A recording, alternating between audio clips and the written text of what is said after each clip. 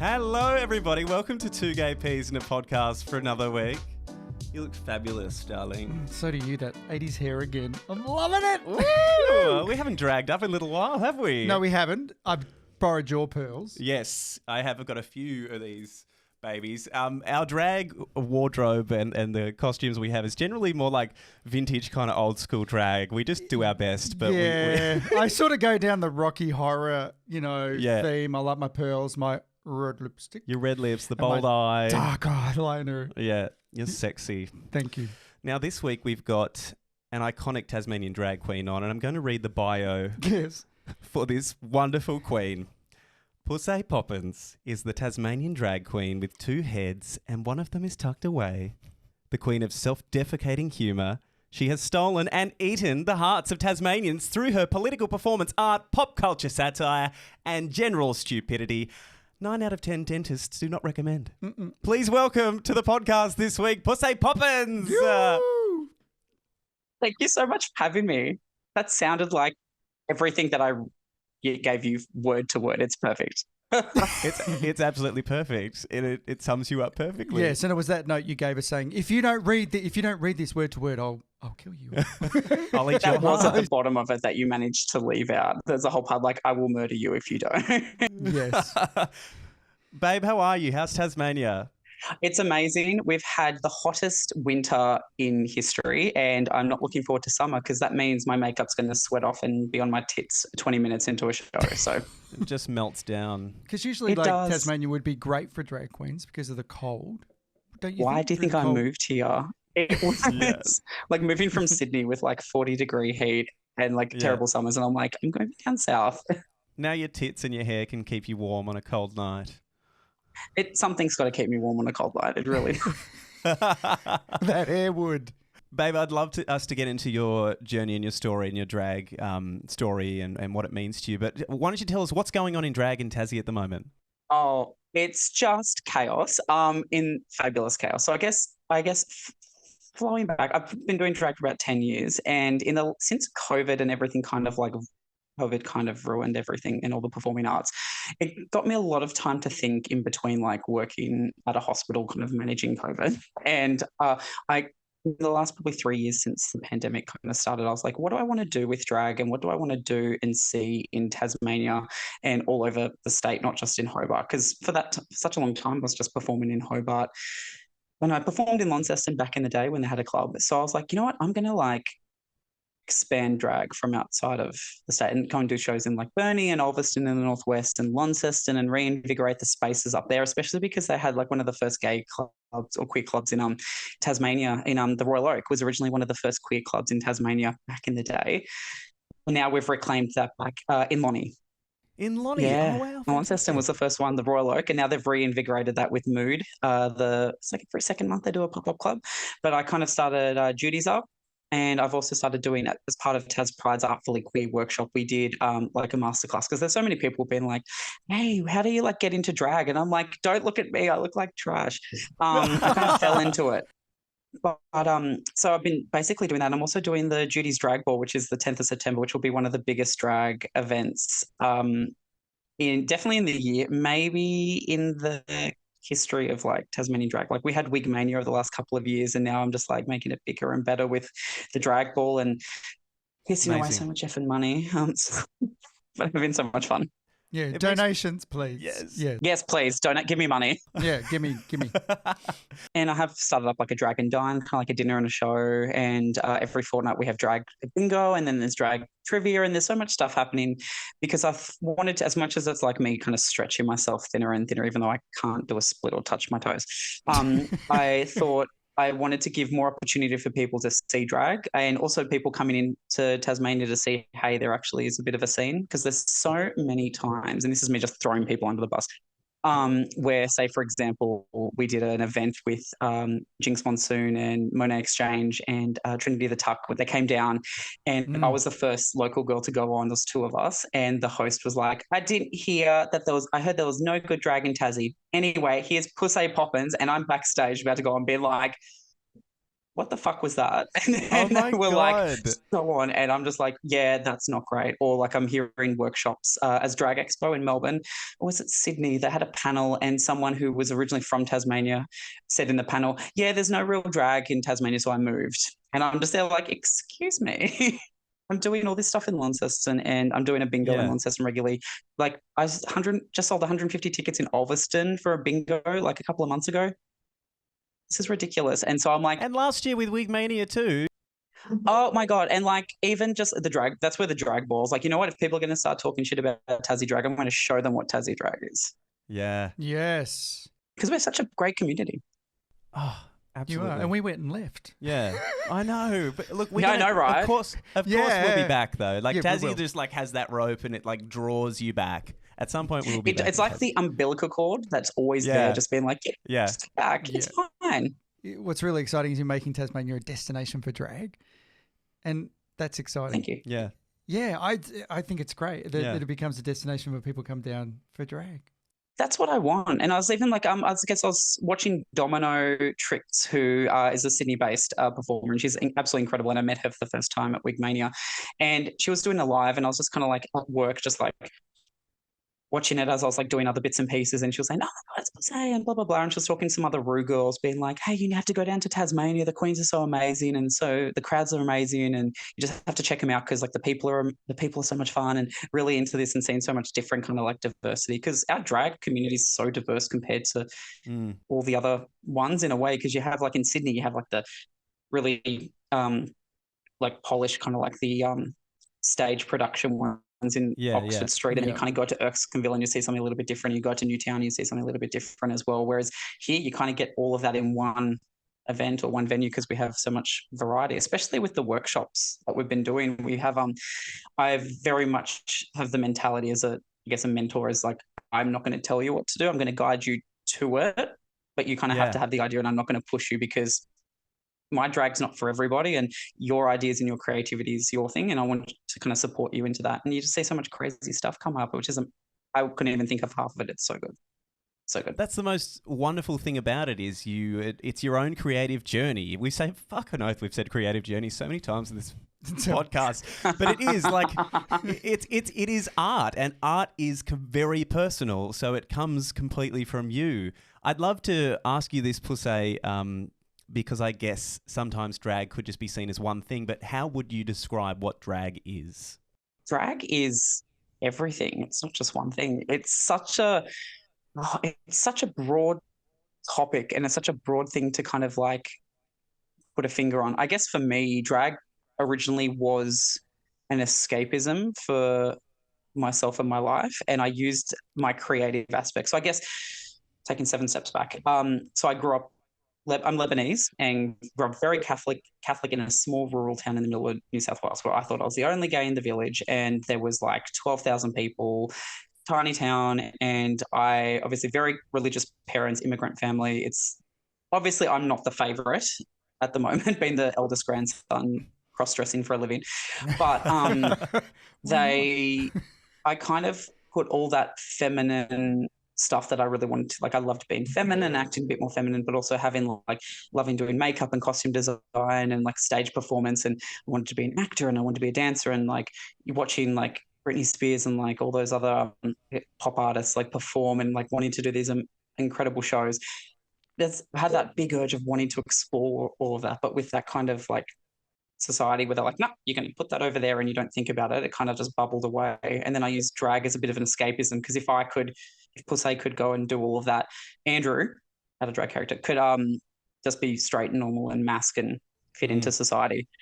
And then as I kind of started using drag as a bit of I'm going to use this as a bit of an escapism and do costumes and go to Gaga concerts and go to Halloween parties dressed up. And then I started performing, and then I started kind of being like, well, actually, I'm getting celebrated for doing something that's all of me, the stuff that's inside of me, bringing that out. And then I kind of kept going with it.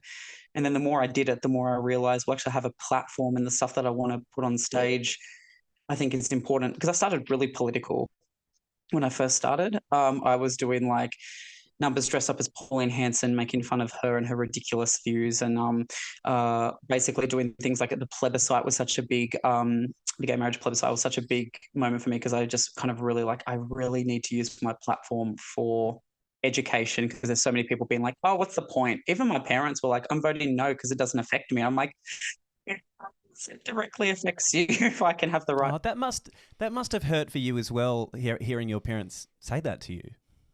Yes and no, if that makes sense. Like it was when they said it was kind of like I was already out to them by then, and obviously the coming out part wasn't exactly the easiest. And which is fine. It's the way that I think about it. We're fine at the moment, realistically. But I've had my whole life to kind of get around this. I have to give them I gave them a bit of time to kind of get around it. And I think that's a fair thing to say. They've had one view for such a long time, even though like if I was acting like this though when I was a kid, I think it would be like blind and deaf people would know that I'm like, but they were like, in my head, I was like, no, I'm going to give them a bit more time because I've had my whole life to get around this conversation and prepare for it. They haven't. So there was about 3 or 4 months where we didn't really talk and it was a bit estranged, but I think it kind of gave them time to like reflect. And I think my dad was quite a big factor of pulling us all back together, being like, there's nothing different with the family. So nothing different with Andrew. So we can just go back and we should love him no differently. And I guess that was great. But yeah, the drag was always a bit of a different point with the family, especially with all the stuff that happened up in Launceston with the story time that really just pushed them over the edge a little bit. What happened there? Oh, you were not over this. Well, you are obviously not following me on, not reading any commercial media. No, I did the first drag Storytime in Launceston Public Library, in the first public library in the state in February as part of World Pride. So, and it was something that the library managers and I were like having talks about for like years, been like, yeah, we want to do this. I've done it in Ulverston. Let's do this. And then the ACL, the Australian Christian Lobby, heard about it, and the Conservatives heard about it, and then the media got into it, and then it just became this whole big smear campaign against me, being like, this is immoral, and you need to this, and I was getting like death threats every hour for about 3 weeks, and like abuse constantly. And like went viral on Twitter, which is nice to go viral somewhere else other than a clinic. It's a nice feeling, but it was scary, obviously. And then my parents find me out before I could even tell them because like who was it? It was like an Olympian. I think he's like a basketball, I don't know, something sporty. He like was calling me like a child molester and a groomer on Instagram or Facebook, no, where was it? Twitter. And then it just blew up and all these conservatives going nuts. So they were just like, why are you doing this? This is ridiculous. And I'm like, what do you think I'm doing? I'm going to be fully clothed, reading to kids, calling myself Miss Poppins, like changing my act. It's not like I'm going to get up there with a Muppet vulva being like, this is where you came from. Like, come on.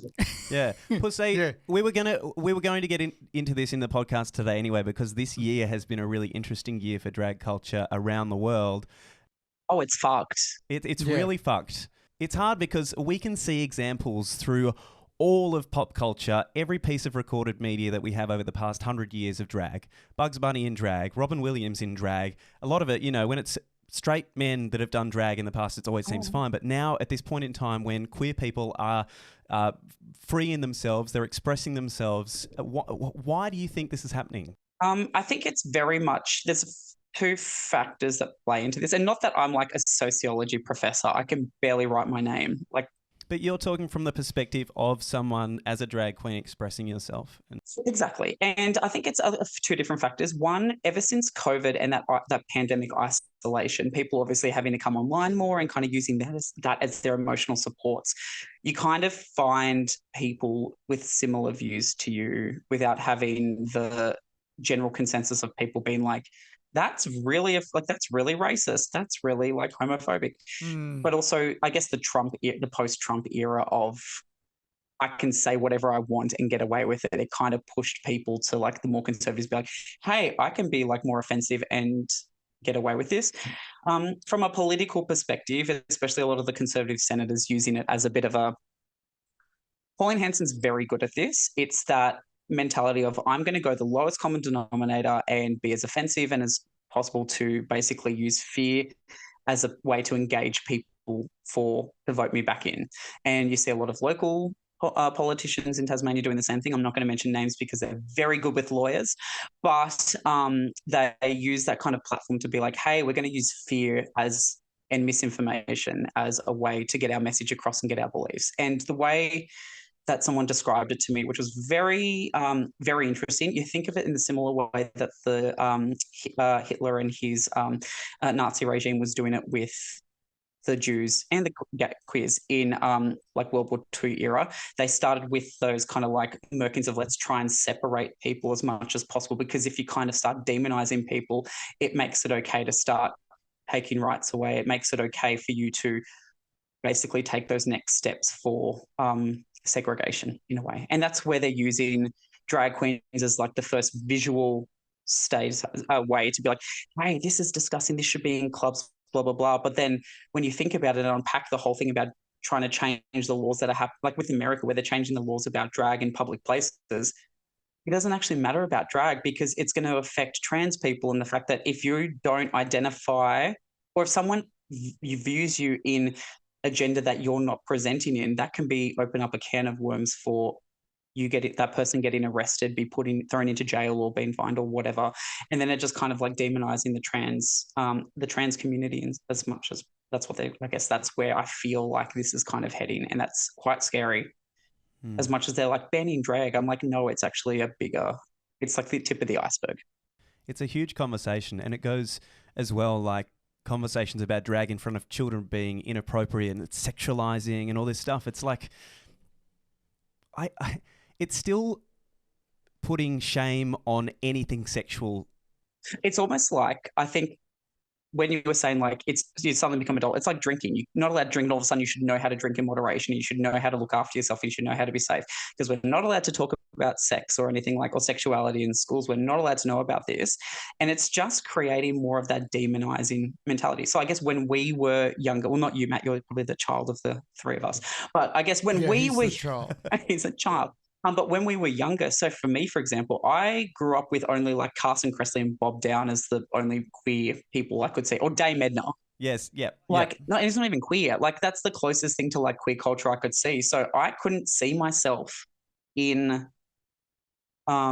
media or in anything visible. So the idea of doing drag in front of children, for example, the visibility component is scary for a lot of conservative people, because what happens is if there's a young queer person being like, oh my God, I can finally see someone that's like myself, that's going to give them the security in themselves. But actually, this is okay. This is a normal thing. Where the conservatives don't want that. They want us to feel like we're isolated, because our suicide rates are like astronomically high, let alone the trans community, which is even higher than the rest of the population. And survival scares them, really. Acceptance and survival. I think that's my views. Yeah. Wanting to be struck down. Damn. I think I've tried to explain to people that I love as well that if I had a drag queen when I was in school as well, it wouldn't have taken me so long to fully get to know myself, you know? And what person wouldn't want a child that they love to get to know themselves as quick as they can, so they can start living their life as authentically and as beautifully as they can as soon as they can, right? Oh, 100%. It's like there's so much unpacking to do. Like, just save a child all that unpacking by allowing them to see a queer person and allowing them to say you can be whoever you want to be as well. And that's the thing as queer people as well. When we grow up, we don't have, like for me, especially being in a rural, remote community, I didn't start living until I was 18. I didn't get to experience my first kiss or going on a date with someone and realistically in a safe way. And I'm going to be open with this. My first time I lost my V card, like I lost my virginity. It wasn't safe. It was meeting up with a stranger on the internet because I didn't know what I was doing and I was in a different town. And I'm like, well, let's give this a crack. And it's putting yourself in risky situations because you don't know what else to do, because there's none of that support network. And you start your life as you would over again. And so we start our lives later, which is very, I guess, it's hard for a lot of people. We kind of like not even late in life queers. We just have to start our lives later because we have nothing around us. Yeah. That's exactly right. As opposed to if you're straight, like from the get-go, from the age of 3 or something, that you're cool. you're great. You start having a girlfriend in grade 2. Oh, you know, they and do enjoy that. that. And that's all. It's reinforced from such a young age. Oh my God, 100%. But for us, you're absolutely right. It starts 15, 20 years, sometimes 30, 40 years later than it should. And you find those it's that it's so hilarious when they're always like, oh, the drag queens and the queers are grooming children. The amount of times like, you're going to be a heartbreaker. Do you have a boyfriend? There's like 2-year-old, 3-year-old kids. And I'm like, what does it matter? Do they know what that means? I relate totally to this. Growing up in a small country town, there was so much that was allowed to continue on or go on. I have unfortunately some child sexual abuse in my background, and that whole way that small country towns function also, I had, it sort of bred that ability for those things to continue on because we had no places or safe spaces to go or talk to. So yeah, I totally hear that. It's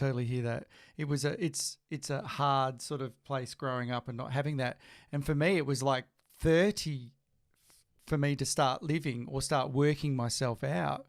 And those years, like we're watching Heartstopper. Oh, and I nearly cry through. I nearly cry through every episode because I wanted to hold that hand. I wanted to express my love for someone that had a crush on, and it's that sense of loss that we feel.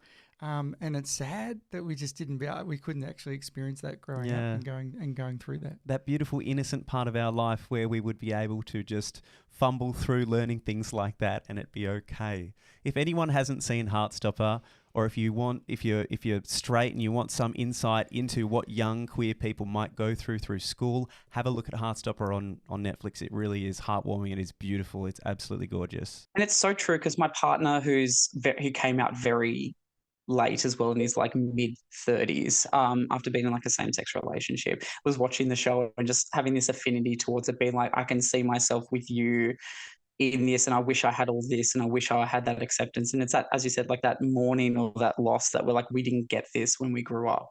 It's such a beautiful thing. Though I do watch it sometimes being like, girl, if that was me and my boyfriend in our bedroom at like midnight, we would not be holding hands. We'll be finger blasting each other. Like I don't think we'd be that tame with the door shut. But they're so well behaved, aren't they? I know. I'd be having a boner right there and then. I know. I was like, I'm pretty sure I'd change my pants 3 times if I was making out at that age, but that's a different. I know. At that age, you'd be like, it'd happen. You'd be like, I'm gone. I've kissed someone. It's happened. Next. New pants. It's happened. Yeah, it's happened. It's done.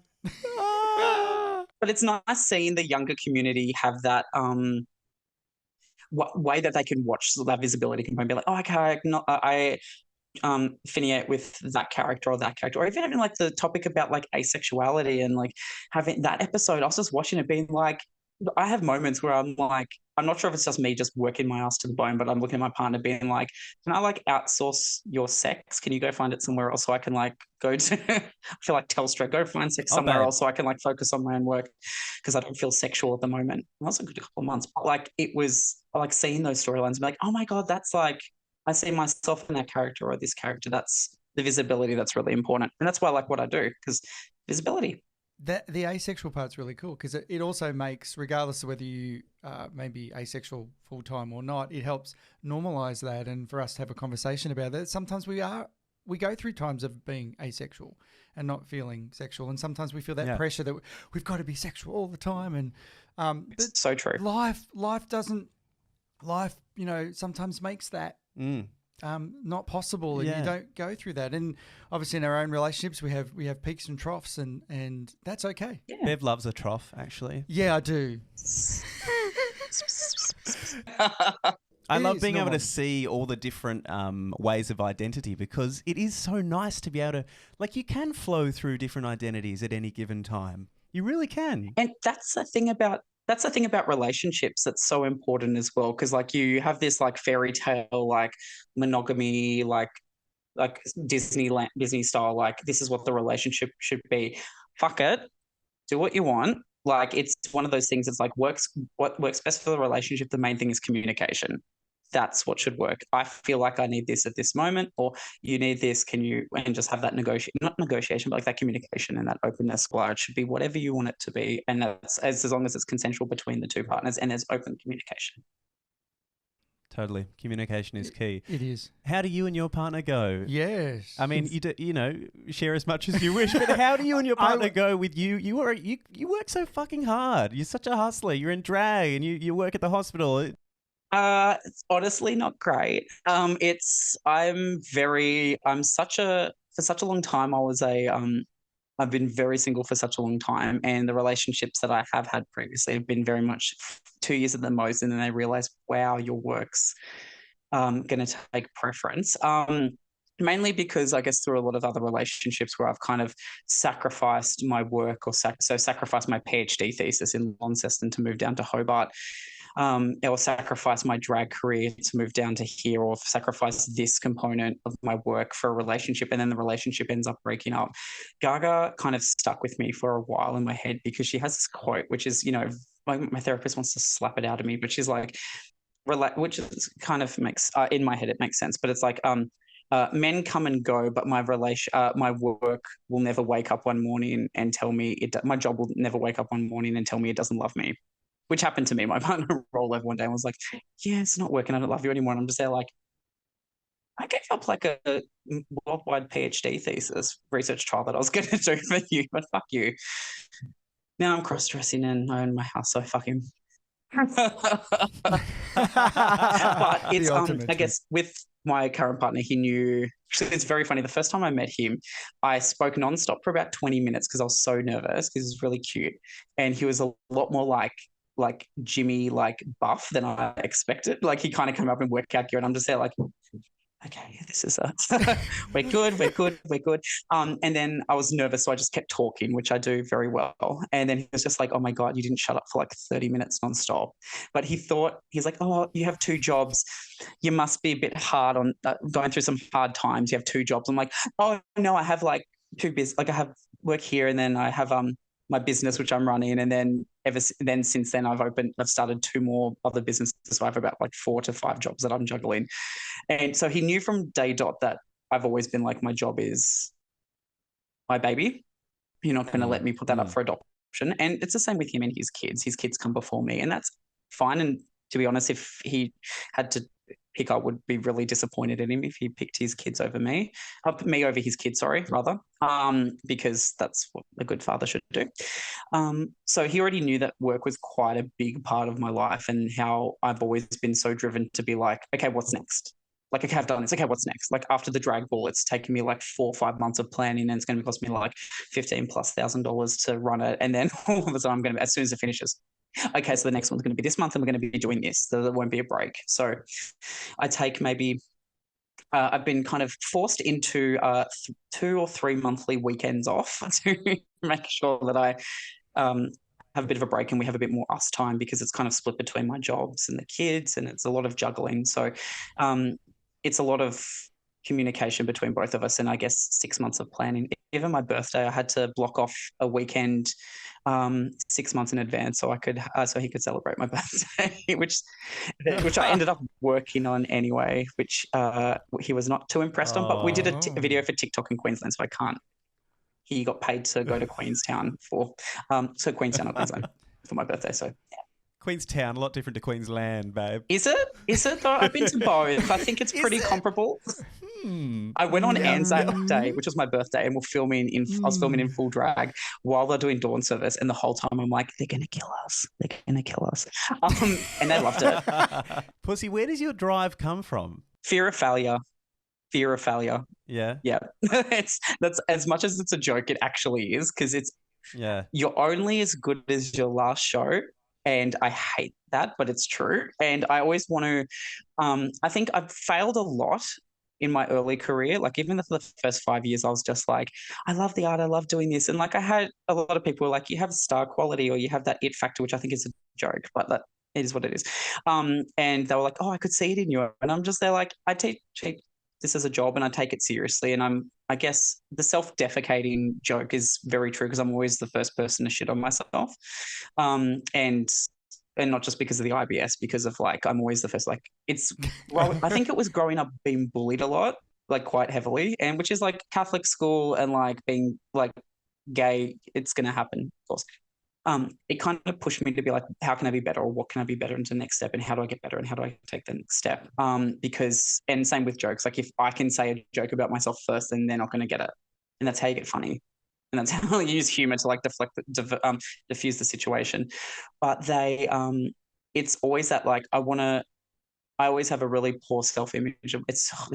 I say it in a way that it's like depressing when you hear the words, but when I say it, it's like, oh, camp. I don't know why, but I have such a poor self-image of myself, and imposter syndrome, I think, is probably the best way to describe it, or at least what my friend who's a psychologist told me today, is that imposter syndrome, which you're like, I'm not as good as I think I am, so I'm going to push myself to be better for the next step. I'm going to push myself to the next step, because at the end of the day, I am representing Tasmanian drag as a drag queen in Tasmania who does a lot of events and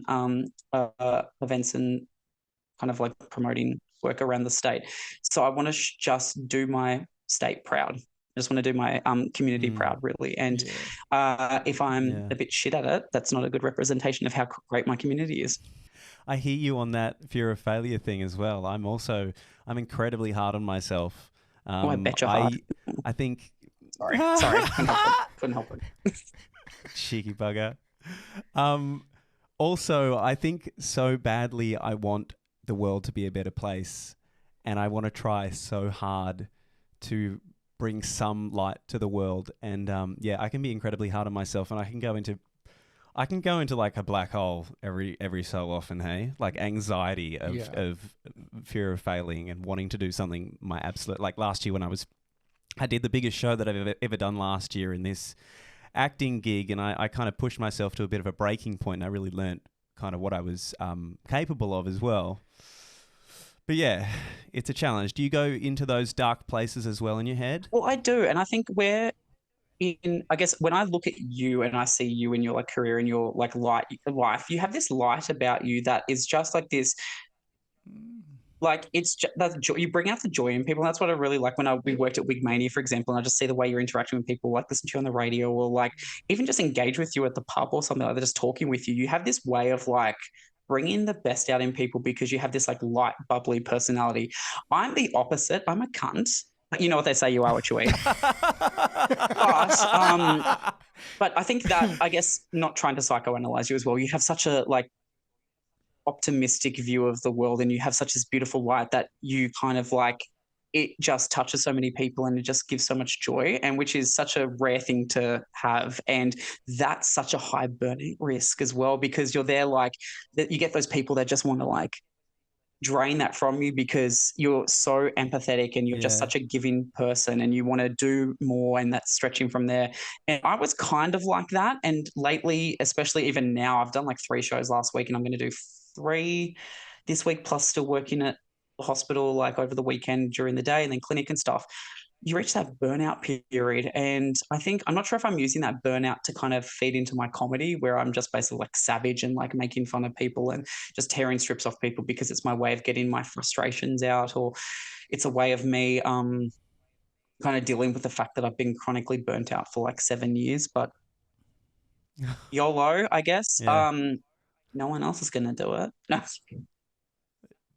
But I think especially with duties, I think duties is the biggest thing that I'm trying to put most of my energy into, because I can see the need for the safe space. I can see the need for the community to come together and see drag. And I had, oh my God, it broke my heart in the nicest possible way. I was like trying to not ugly cry in the duties, but I met these couple that went steady at Judy's. So they kind of met at Judy's, this queer couple. They're kind of like the first time they were in some form of like this queer attraction to each other. And at one of the shows upstairs in High Altar, they had like a table with like fairy lights built up. It was very Heartstopper. And they're like, do you want to be my girlfriend? And she kind of was like, do you want to be my girlfriend? The other one was like, yes, I do. And then so they had this moment where they were like their first official queer relate, and they came into their queerness, and and it was all because of Judy's. I'm just there like... And of course, I went to the background, like photo bombing all their nice photos. But like, that's the kind of stuff that I'm like, okay, yes, I'm tired. Yes, I'm exhausted. If I took a day off, would this have happened?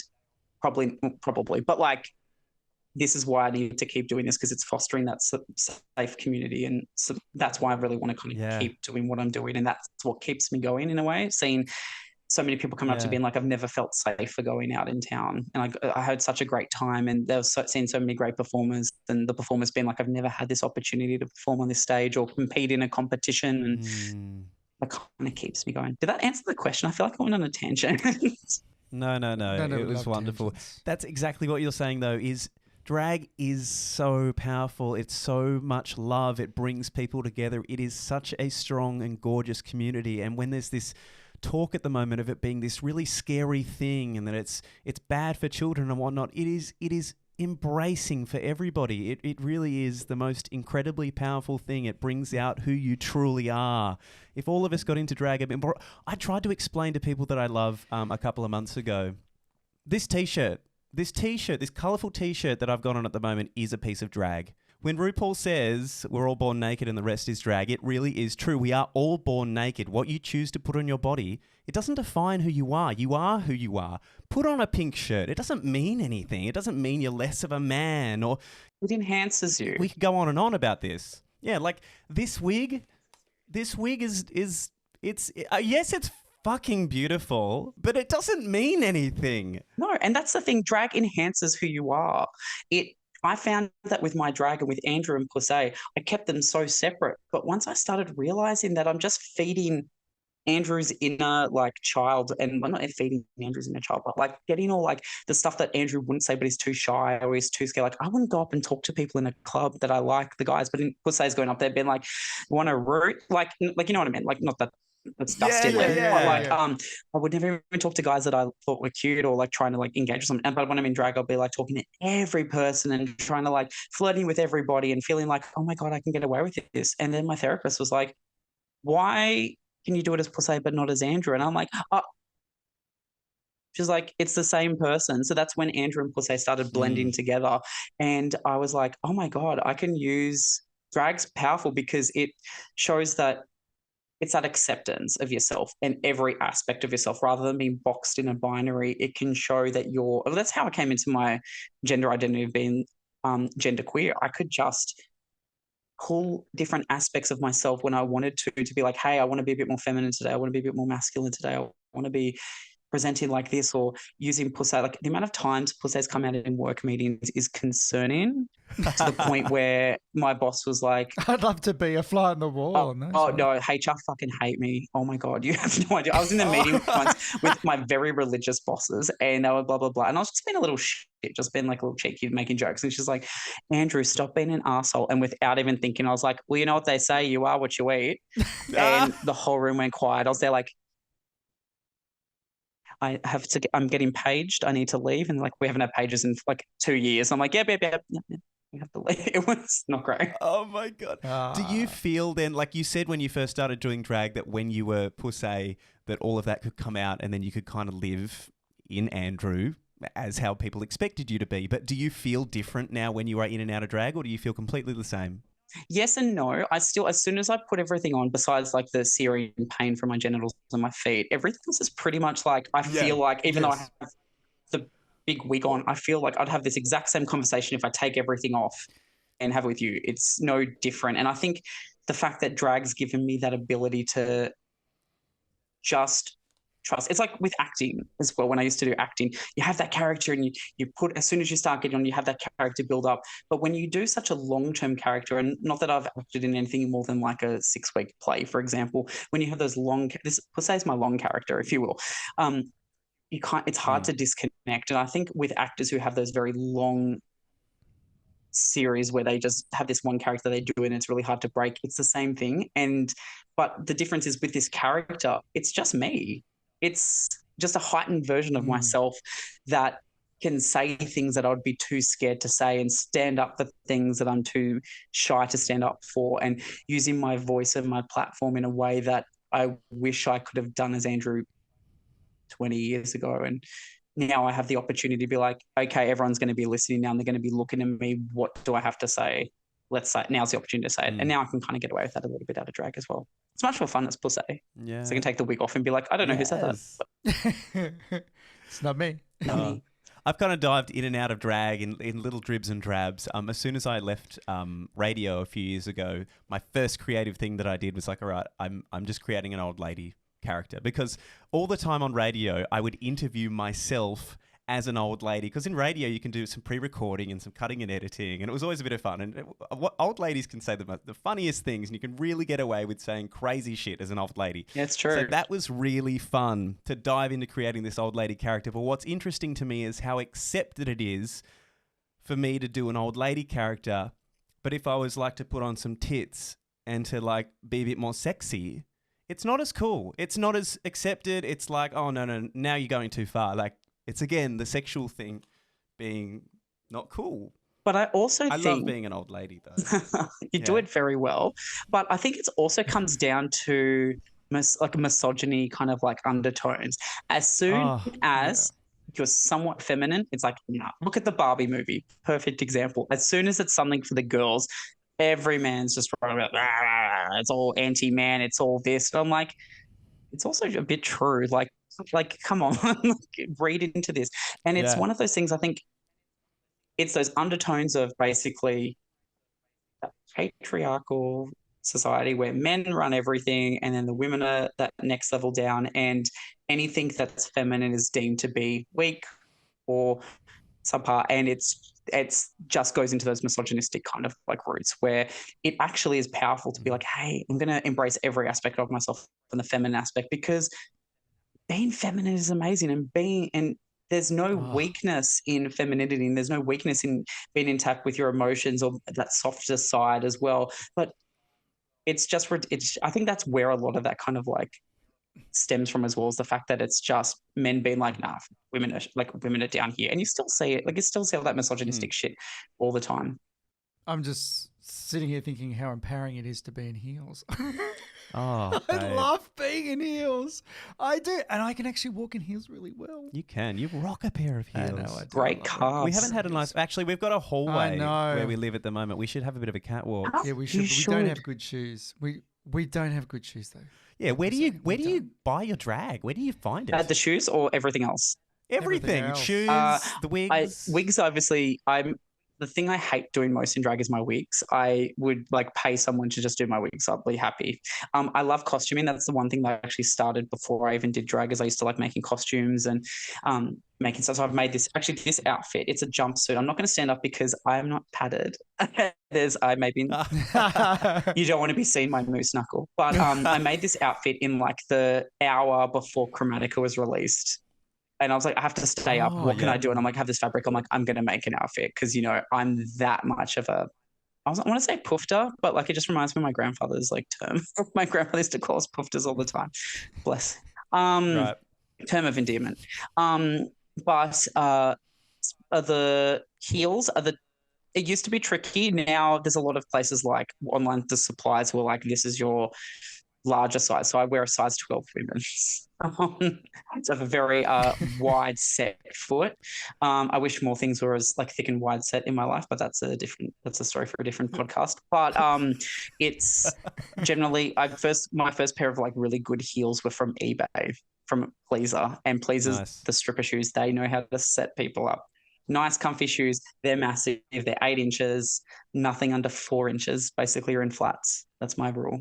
We need to get some more shoes. We do. I've got this revolting collection of stuff that I bought from Vinnie's when I first started Sandy Spinks, and it needs to go in the bin. When we were at World Pride in Sydney, they of course had incredible pop-up shops with all the shoes. That one in the village, and it was near where one of the yes. and it's like had all these like sparkles at the door, and we were watching a show, and I'm there like, Yes. I just grabbed my partner, I'm like, let's go into here. I have to go, and I'm there like, can I justify any of these? I'm like, because I have my dad owned a shoe store when we were younger, so growing up, we worked as typical immigrant family. We were working in the shoe stores from like a very young age, illegally young, but that's fine. And I would always be like, so shoes were always like, oh my God, it's always about shoes and it's always having the right thing and protecting your feet, and always wear socks with your shoes and always do the right thing. And now I have like a collection of 40 pairs of heels, I think, and like probably not as many men's shoes because I basically out of drag. I'm like,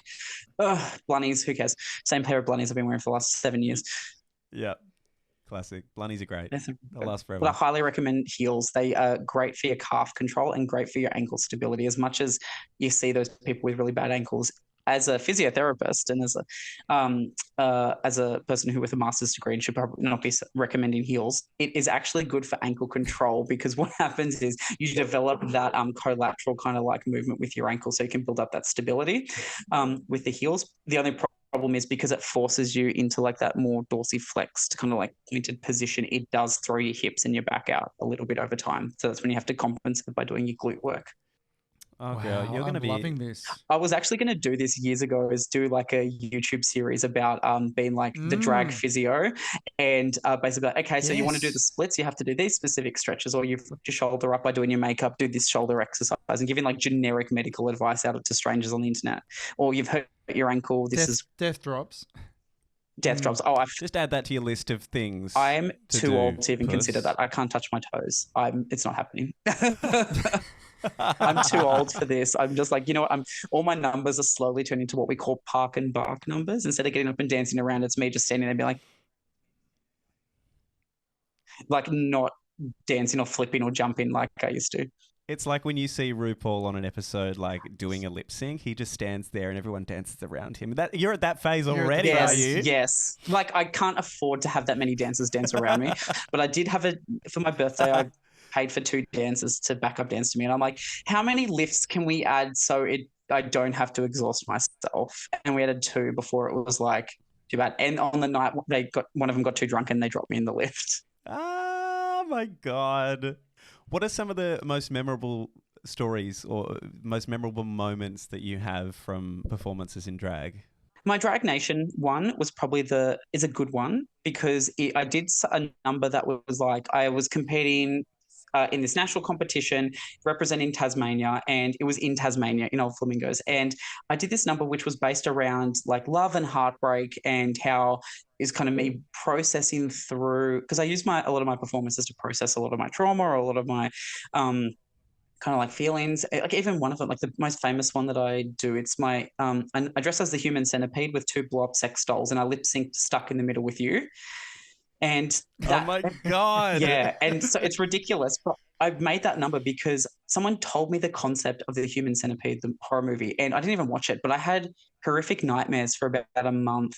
And the only way I could process around it was to turn it ridiculous, because I was getting these like waking up night terrors, being like, this is medically possible. What's going to happen if I was in this situation? Would I be at the front? Would I be in the middle? Would I be at the back? Where's the best spot to be? Oh, I'm too empathetic to be at the front, but yeah, shitting in someone's mouth would be a bit hard. Well, it's no different to what I do now anyway. So like, you know, is what it is. Well, yeah, true. To each their own. I'm not going to yuck you.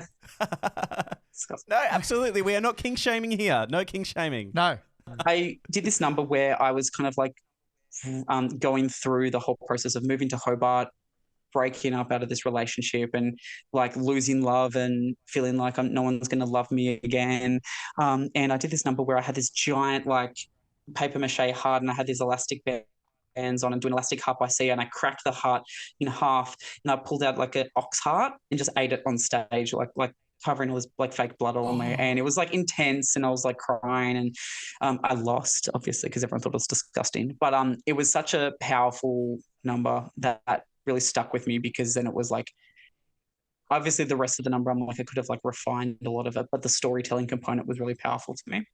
But I think one of the big ones, it sounds so like it's so corny, but I did Pride in the Park in Ulverston, and I actually reached out to one of the promoters who was running it, who runs Northwest Pride now, and he was doing a Pride festival in Ulverston, and I was like, this is the first time I'm hearing about this. This is insane. I'm gonna be like, hey, do you want a drag queen?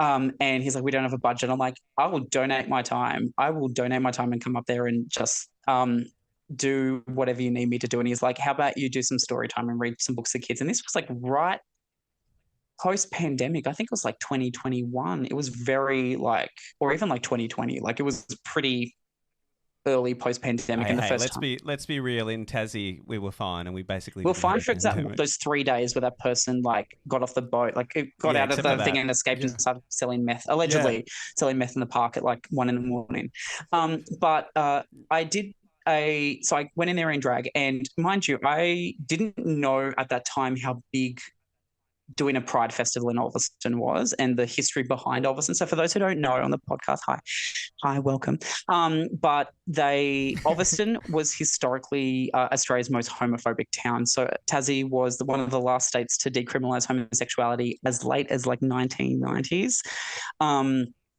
To the point where the UN had to step in and be like, can you sort your shit out? And so we did. But while they were like, we had like pioneers like Rodney Croome doing a lot of protesting and being like fighting for our rights back in the day. Ulverston was like notoriously the complete other end of the spectrum, where they would have straight pride rallies and really there's like a really good footage in the archives about like what was happening in those council meetings in town hall talking about these topics, and you can feel the tension through the camera about something's going to happen, and they'll be having these really horrible, like hateful discussions. So I didn't know about all of this, which is kind of a good thing. I kind of took two friends up with me, my old producer and my friend who worked with me at the school, and just so I can like get in drag while they're driving, so then I can like, and then also have people so I can like, for like we're in a park, I need like PAs or things like that to help me, like, can you get me something from the car or blah blah blah, and like semi-security, but I was like, I don't need security. We had like 300 people in the park. It was the best day ever. I did my makeup from like Oatlands to like Ulverston, hitting every bump, being like, my eyeliner is going to be graphic now. It's going to be a smoky eye today.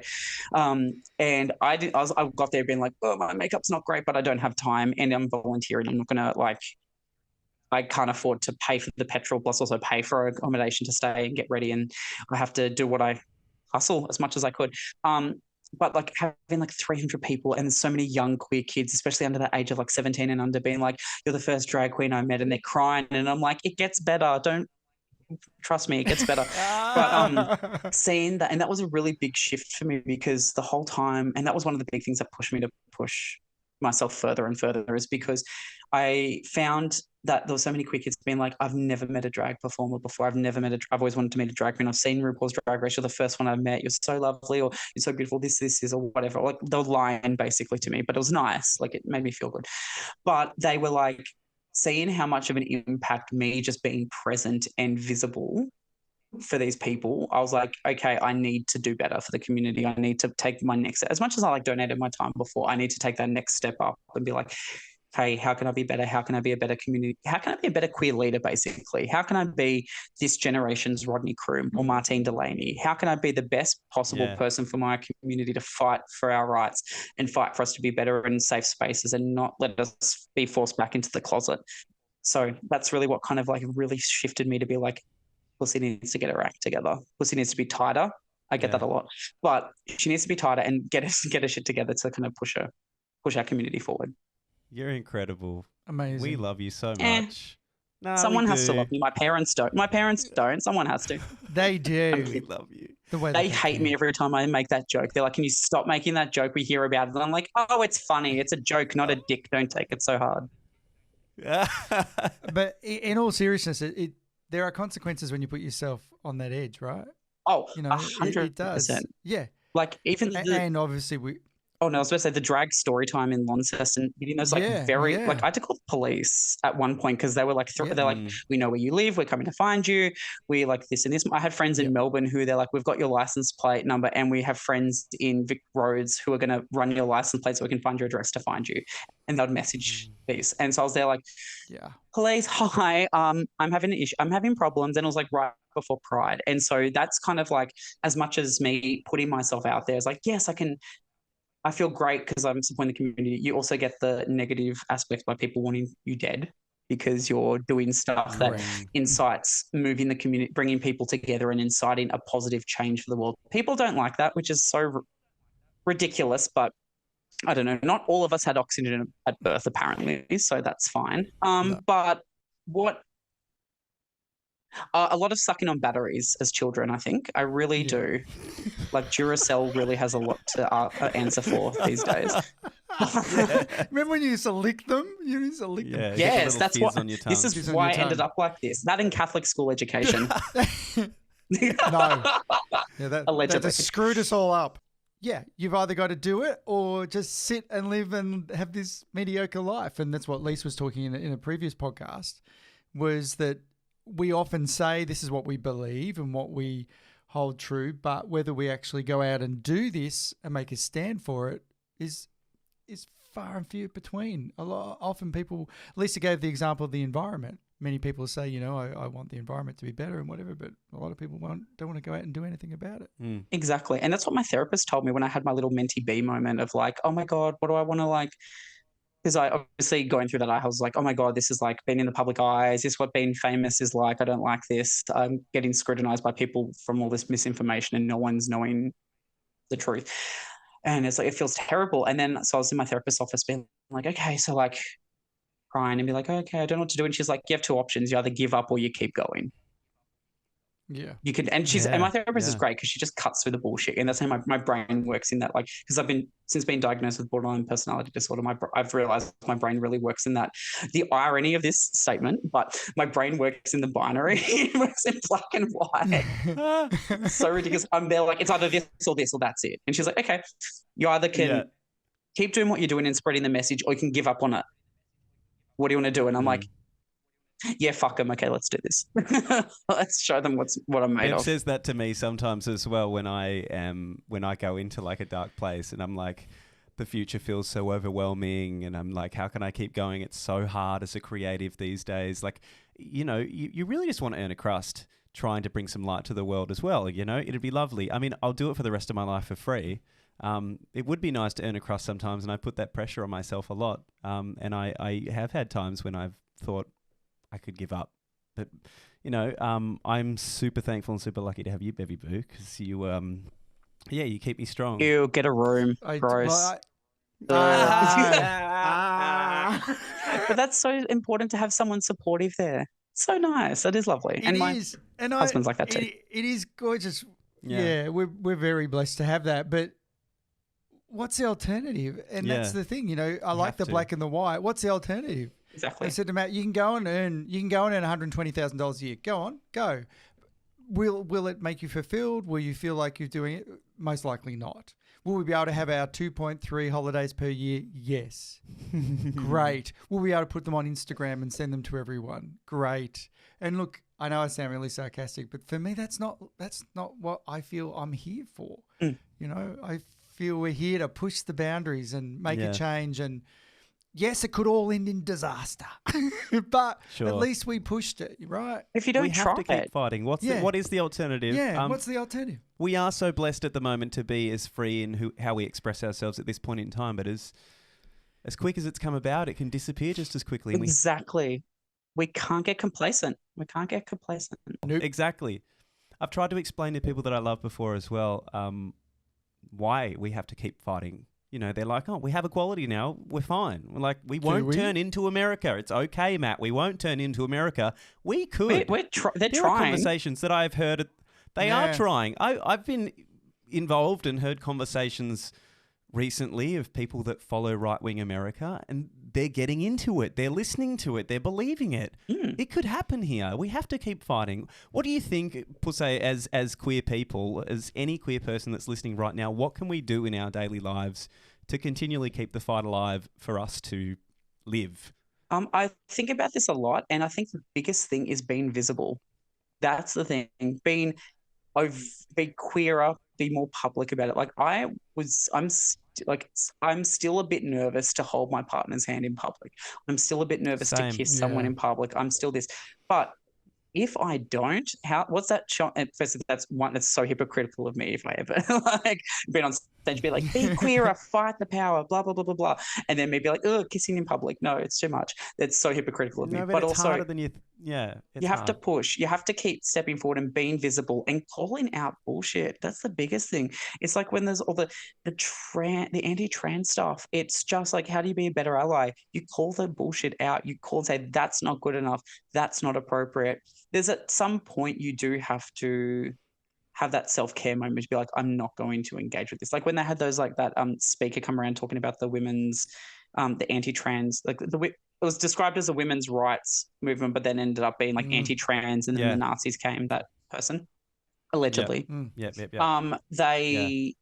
so many trans people like, we really want to come, but I don't have the energy or the spoons to kind of like support myself and be around that environment, especially if things turn sour or something happens.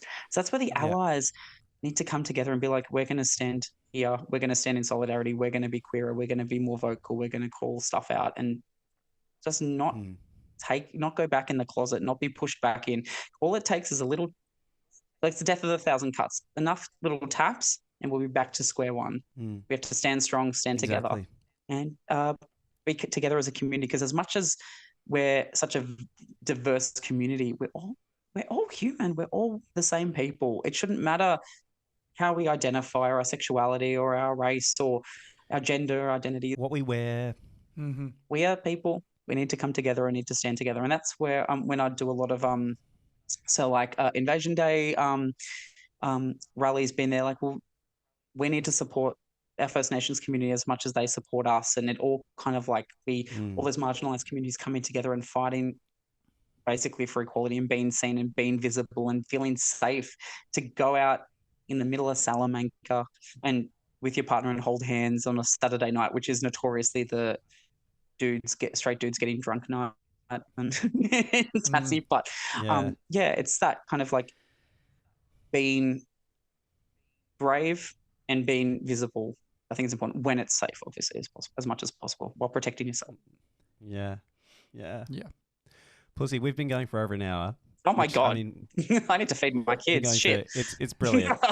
Hey, tell us. I've got bread baking. Yeah, Bev's putting a loaf of bread in. He's like, oh, has it proved yet? Yeah, I'm on my third proving.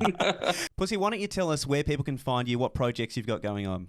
How I have many websites because I just love wasting money on domain names. But I have my main one is www.pussaypoppins.com, where you can find all my current events that I'm running. Generally, it's like drag and dines or drag bingos, Judy's events. You can go to, you can have a link to Judy's, but we also have a new Judy's website. So www.judystasmania.com.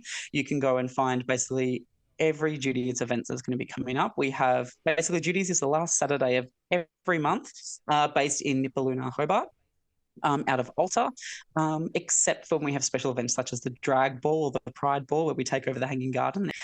We may do something on New Year's Eve. You've heard it here first. Keep an eye out. Again, nearly killed me last time, but I'll do it again because I'm a sucker for punishment. But they're my two main sites. You can check out most events, and we also have on our Judy's links Friends of Judy's, so you can see other events that happen around, such as Mood in Launceston or Northwest Pride events. You can have links to how you can go and see them. QT Cabaret, Nasty Party, Club Pound, all the other, Limbo, all the queer events that happen in Tasmania. I think it's a nice way that I can like support all the other amazing people that are helping lift the community up, to give us safe spaces and safe areas that we can have fun, get to know people, network, and be safe and be super queer. You can also follow me on Instagram at Pussay Poppins, PUSSAY Poppins, or go to Judy's Tasmania on Instagram at Judy's Tasmania, or Facebook, or you can follow me to my house in, I was about to say it. Yeah. Like, I got mail the other day that was addressed to Pussay Poppins, and I was Fair there mail? like, what? No, I'm like my heart just fell out of my asshole, and I'm like, no, I need to stop telling people, because I used to tell people because it's a very interesting location where I live. Like, if anyone knows where I live, it's hilarious. Where there's like may or may not be behind like a Pizza Hut. Let's just say that, but and it's hilarious for someone who's lactose intolerant and has IBS to live that close to. Anyway, so I was like, oh my God, someone's finally worked out where I live. This is fucked. And then found out it was just an invoice that someone sent me from like an organization group. And I'm like, oh my God. A show or something. I was like, I don't need to get a PO box. This is great. Well, we are so grateful to have had you on. We love you so Thank much. you so much. We will always be your biggest fan, your biggest supporter. Stop. And whatever project you get up to, we want to give voice to it as well. So, and thank you so much for having me on this pod. Thank you for your amazing pod. I'm so excited to be on this. It's just an amazing thing you're both doing, and I love you both so much. And I miss you. And can you move back soon? No. Please move back. Please move back. We'll be back. We'll be back. We'll come back soon. We'll be back, and thank you for supporting us. We're having a lot of fun doing this. Oh, good. I think we need to get Bev in this on stage doing something. Yes. Okay, so you tell me when you're down. If you aim for the last Saturday of every month, I have a Judy spot that has your name on it. We'll get you wigs. Okay. We'll get you done up. I'll teach you to tuck. I'll have to, when I teach people to tuck, I generally use my mouth though. So like be pre-warned. Okay. It's I fine. don't. We didn't even get into that. Are you a smoker? No, I'm 4 years smoke free now, actually. Oh. I just smoke other things. Penises. On that note, gorgeous. Pussay Poppins, We love Tasmanian you. drag Thank you so legend. much. Thank you so much for being on Two Gay Peas in a Podcast. Oh, thank you so much for having me. I love you both. And I love everyone listening. Thank you for listening. Love you, babe. Bye. Thanks for joining us this week on Two Gay Peas in a Podcast. Subscribe, give us a like. We'll be back next Sunday with another pod. Hopefully looking just as fabulous. Just as fabulous. I can't help but talk like this sometimes. When I've got my wig on, I do become a... Who is this person, Bevan? I'm not sure, but we'll soon find out. Who is this? Yes, we'll find out. All right. Have a great week, everyone. We love you, and thank you so much for supporting us.